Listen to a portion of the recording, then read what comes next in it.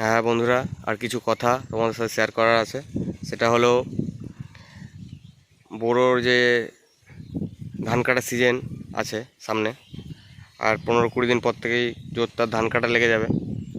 তো হারভেস্টারে ধান কাটা হবে, তো এই গাড়িগুলো তো যাবে, তার ভিডিও তোমরা পাবে, কম বেশি নাও পেতে পারো।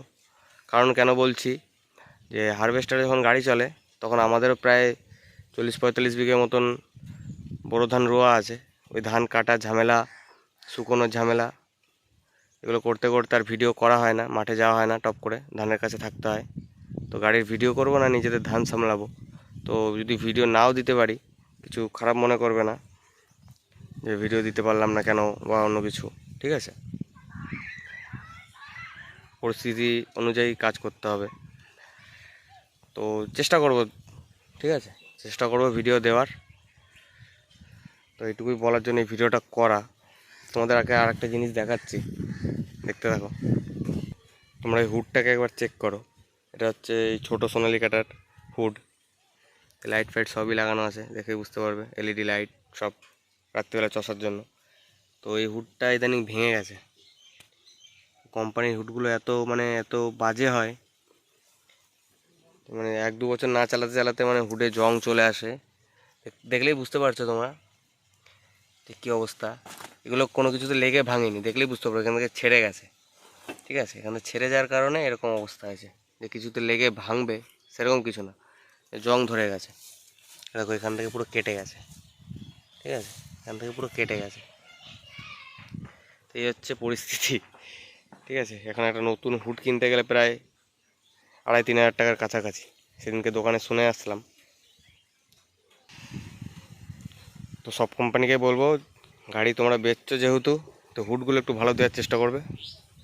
যেহেতু আমাদের ড্রাইভাররা সময়ের পর সময়, দিনের পর দিন এর তলাতে বসেই গাড়িটা চালায়, রোদ জল বৃষ্টি যতই হোক তারা কষ্ট করে গাড়িটা চালায়। তাই এই জিনিসটাকে একটু ভালো দেওয়ার চেষ্টা করবে।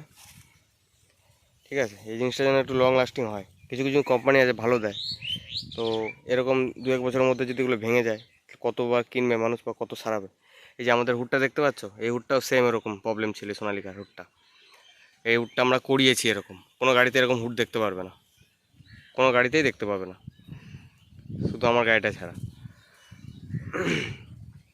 ইউটিউবে যারা ভিডিও বানায়, যারা ইউটিউবার আছে, তাদের গাড়িগুলোকে দেখবে, বা যারা ভিডিও ছাড়ে, এরকম হুড কোনো গাড়িতে দেখতে পারবে না। এই হুডটাও ভেঙে গেছিলো, এই হুডটা আমি নিজের হাতে করিয়েছি, তাই জন্য এটা এরকম লাগছে। ঠিক আছে, তো ভিডিওটা বেশি বড় করব না, চলো দেখাই।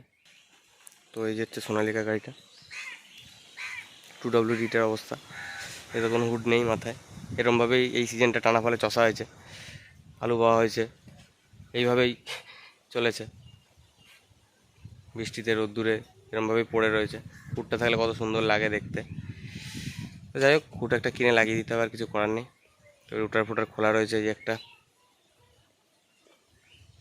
তো এখানে আছে স্বরাজের রুটারটা, দেখলেই বুঝতে পারবেন এটা স্বরাজের রুটারটা।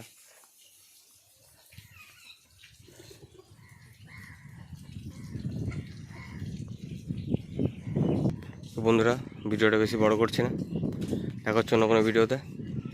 ভালো লাগলে লাইক, কমেন্ট, শেয়ার এবং সাবস্ক্রাইব করে দেবেন। দেখা হচ্ছে পরবর্তীকালে অন্য কোনো ভিডিওতে। আজকের মতো এখানেই রাখছি ভিডিওটা।